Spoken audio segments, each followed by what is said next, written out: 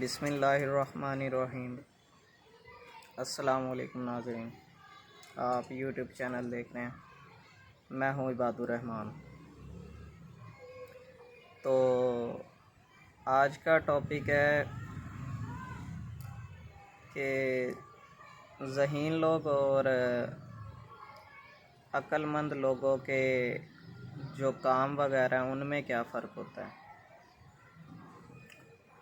مطلب ذہین لوگ جو ہوتے ہیں وہ کیا کام کرتے ہیں اور عقل مند لوگ وہ کیا کام کرتے ہیں، تو اس حوالے سے ڈسکشن ہوگی، تو آخر تک بات ضرور سنیے گا۔ امید ہے آپ کو یہ چیز شاید سوچنے پر مجبور بھی کرے اور آپ کی عقل میں بھی اضافہ کرے اور سوچنے پر مجبور بھی کرے۔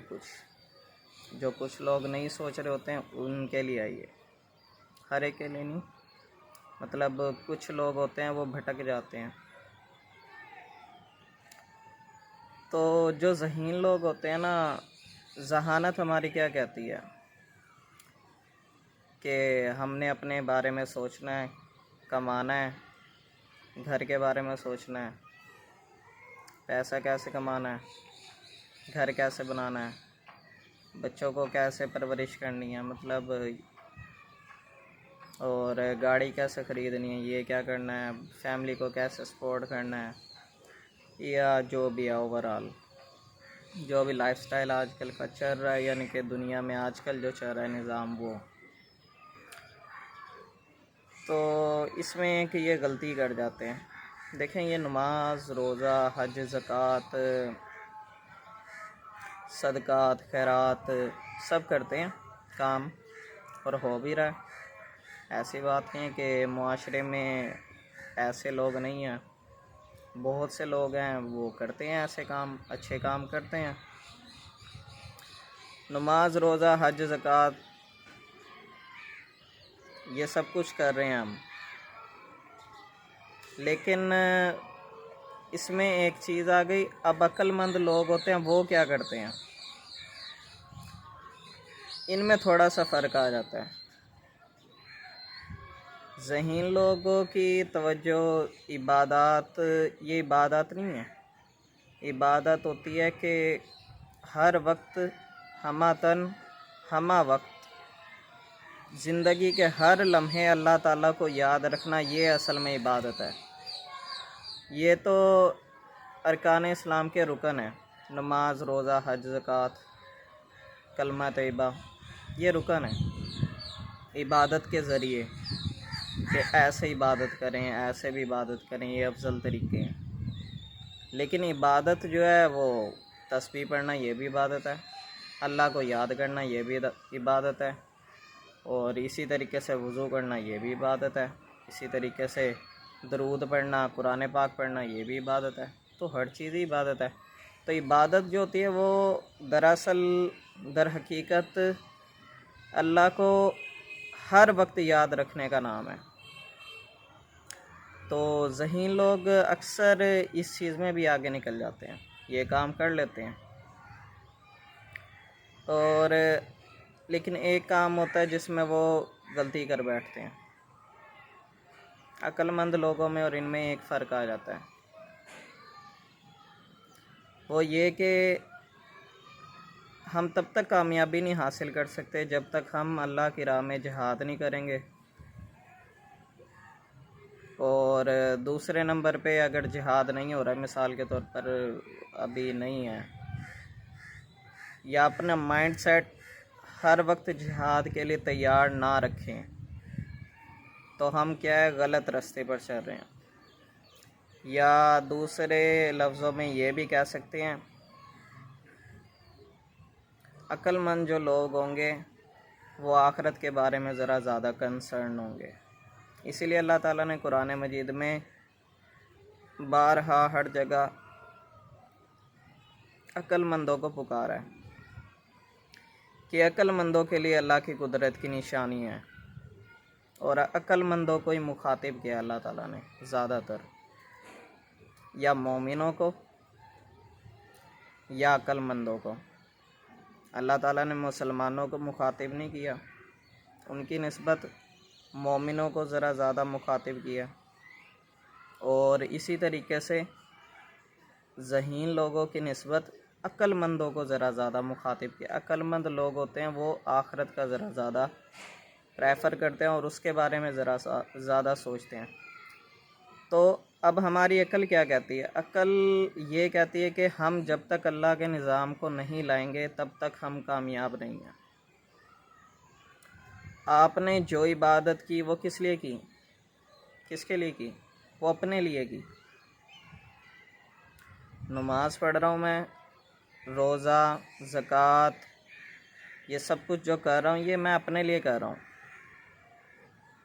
کچھ کام ہوتے ہیں وہ اللہ تعالیٰ کے لیے بھی کیے جاتے ہیں۔ مطلب ہم نے اللہ تعالیٰ سے بچنا تھا نا، ہم نے نماز پڑھی، اپنے لیے کیا، اس میں اللہ تعالیٰ کو کوئی فائدہ ہم نے کوئی نہیں پہنچایا۔ بظاہر دیکھا جائے نماز پڑھنے سے ہمیں اللہ تعالیٰ کو کیا فائدہ ہوا؟ کوئی فائدہ نہیں ہوا، یہ کام تو کرنا ہی کرنا ہے۔ لیکن عقل جو ایک چیز دیتی ہے وہ کیا، ایک چیز کا تاثر دیتی ہے، وہ کہتی ہے کہ ہم نے دین کے نظام کو نافذ کرنا ہے، دین اسلام کے نظام کو لانا ہے کلی طور پر، جزوی طور پر نہیں۔ مطلب ہر پہلو کے طور پر، سیاست، معاشرے یا عبادات یا ہر طریقہ، رہن سہن، جو بھی طریقہ ہے، گھر کا، باہر کا، اندرون بیرون، معاملات، لین دین، سب کچھ، سب کے لیے کیا ہے؟ عقل ایک تقاضا کیا کرتی ہے ہماری کہ ہم نے دین اسلام کا نظام لانا ہے، یہ عقل مند ہے۔ تو اگر آپ کی زندگی میں ایک مقصد نہیں ہے، وہ کون سا مقصد؟ کہ ہم نے دین اسلام کا نظام لانا ہے، یہ مقصد نہیں ہے، تو آپ جتنے مرضی زاہد عابد ہو سکتے ہیں، جتنے مرضی پرہیزگار ہو سکتے ہیں، لیکن آپ اللہ تعالیٰ کے لیے کچھ نہیں کر کے گئے۔ اپنے لیے آپ نے بہت کچھ اکٹھا کر لیا، نیکیاں بہت اکٹھی کر لی، اور اللہ تعالیٰ آپ کو اس کا اجر دے گا انشاءاللہ ضرور، اور ہر ایک کو ملنا بھی چاہیے اور ملے گا بھی، کیونکہ قرآن پاک میں اللہ تعالیٰ نے کہا ہے۔ لیکن اگر اللہ تعالیٰ نے آپ سے پوچھ لیا کہ میرے نظام کو قائم کر کے آئے ہو، تب آپ لوگ کیا جواب دو گے؟ تو یہ سوال اس ٹائم لوگوں کو ذرا زیادہ پتہ چلے گا اس سوال کی اہمیت کا۔ شاید آپ کو یہ سوال عجیب لگے، کچھ لوگوں کو ہوتا ہے، وہ کہتے ہیں بس زندگی جو نام ہے وہ عبادات کرنا اور اسی کا نام ہے، یعنی کہ نماز، روزہ، حج، زکوٰۃ، یہ اسی کے گرد گھومتی ہے۔ لیکن ایسا نہیں ہے، اسلام ایک مکمل نظام ہے۔ اسلام بے حیائی کو ختم کرنے کا کہتا ہے، اسلام سود سے پاک معاشرے کا نام ہے، اسلام انسان کی انفرادی نہیں، اجتماعی سطح پر ایک کلی طور پر پوری دنیا پر غالب کرنے والے دین کا نام ہے، کہ کسی پر کوئی ظلم نہ ہو، ایک انصاف کی فضا کا نام ہے اسلام۔ ظلم و زیادتی یا لوگوں کا مال چھیننا یا حق پر ڈاکہ ڈالنا، یہ اس کا نام نہیں ہے۔ تو اس چیز کے بارے میں ذرا زیادہ آج کل سوچیں اور کنسرن کریں کہ آپ کس سائڈ پر جا رہے ہیں، کہیں دوسری سائڈ پر تو نہیں جا رہے، دنیا کی طرف جاتے جاتے آپ کہیں جہنم کے گڑھے میں تو نہیں جا رہے۔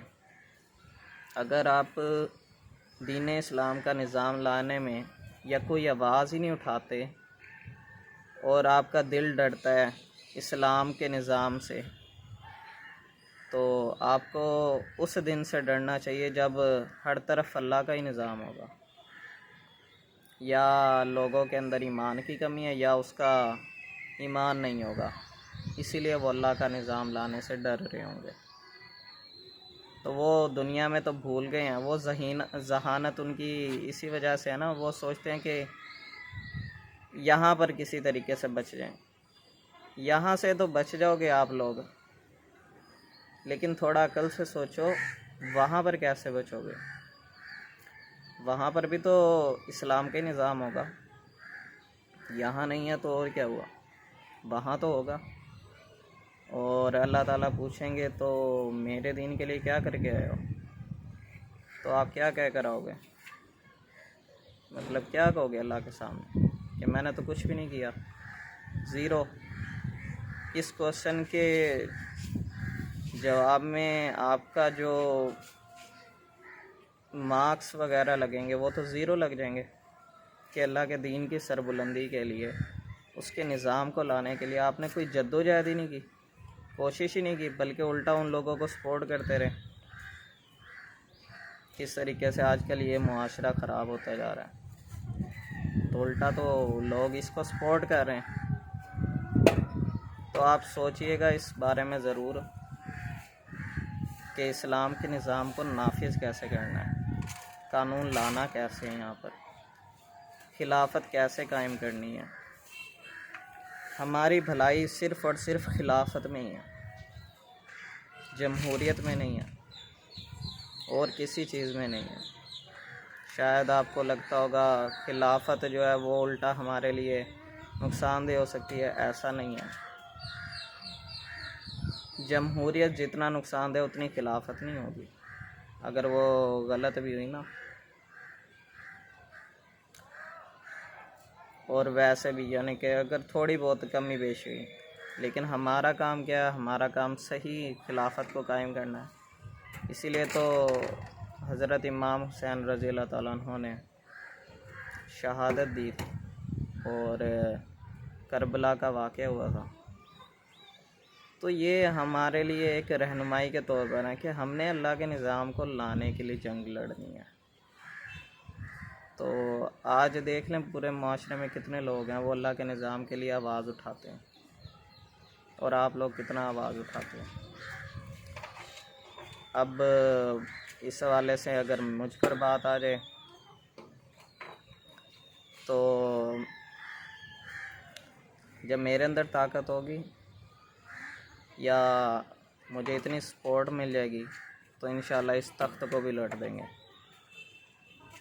جو نحوست، جو اسلام کے خلاف یہ ایک حکومت ہے اس ریاست کو، اور یہاں پر صحیح جو اسلام کے مطابق دین ہوگا انشاءاللہ اس کو بھی لے آئیں گے۔